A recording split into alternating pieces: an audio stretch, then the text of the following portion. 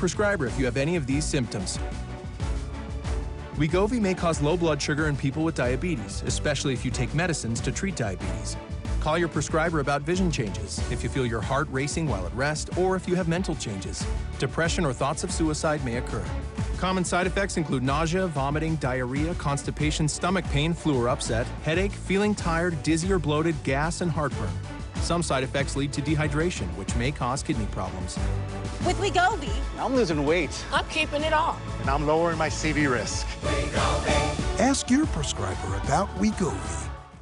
At Jacoby & Myers, when we get justice for you, it can make a big difference in your life. Here's what that means.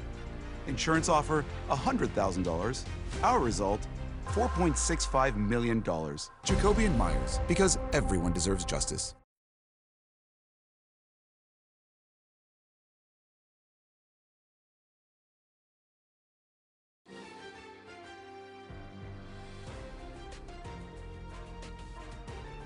This is Kcal News Mornings.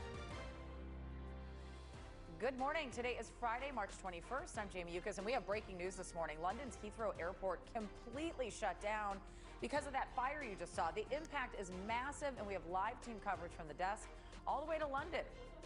And I'm Sheba Turkin for Rutabash Shabazi. President Trump is calling for an end to the Department of Education. We're taking a closer look at how that could impact your child's future.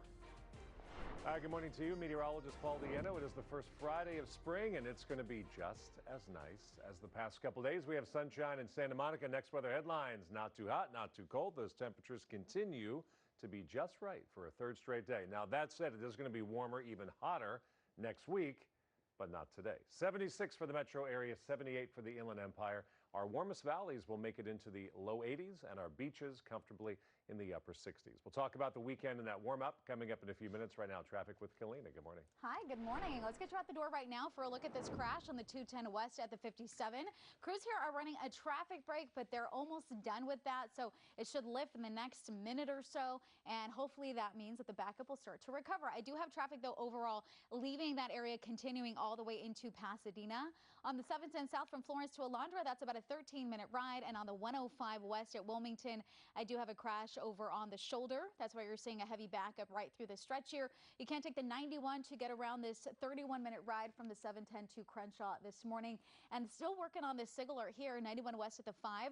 This is in the Orange County area. The carpool lane is blocked off, and that is slowing you down on the 91 and on the 5 freeway, along with the transition road that's off limits here as well. I'll have more on this and also your travel times in just a bit. Back to you guys. That's a biggie.